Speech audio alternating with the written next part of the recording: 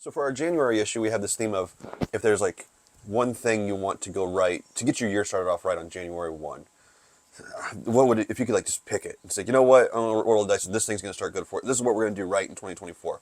What are you hoping to get you guys started off on the right foot? So we're trying to go from a company that's reactive and just going through the day to day and making the best out of it to one that actually has a plan and is executing a plan. And so if there's one thing, it's that we are converted to that company that's just executing their plan. I would say we're planning that 24 is probably going to be a lot like 23 from a total revenue standpoint. We just kind of feel that the things are not slowing down completely, but you can feel that there's kind of a slowdown in the economy. In our area, we don't really see too big of swings up and down in the La Crosse area, but you can just tell that it's not like it was just a couple of years ago.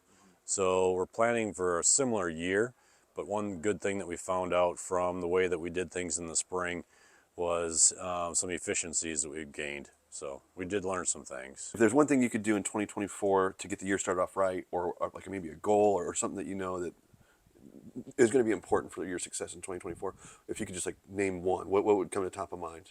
That's a great question. I would say that for us, we're really trying to get a budget established and be able to set our goals that are attainable. A lot of times we've been just kind of going with the flow, and we've got some good goals that we've had in the past, but we're really trying to boil it down and start to run a little bit more efficiently based off of the numbers that we set ahead of time. Our focus right now is growing our maintenance division. Okay. I project construction, at least commercial-wise, will slow down probably the next 24 months. And so we're trying to grow our maintenance division as fast as we can. And that was a carryover from really 2022. We started pushing on that.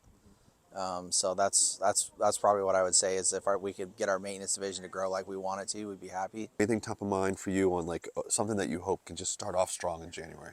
I'd say first all will be kind of our team dynamics. You know, with all the change we've been through, I think we're set up really well, but we'll be most successful if people are able to kind of take the next step in terms of the processes we've been developing, really engage in some of the changes we've made and see them through.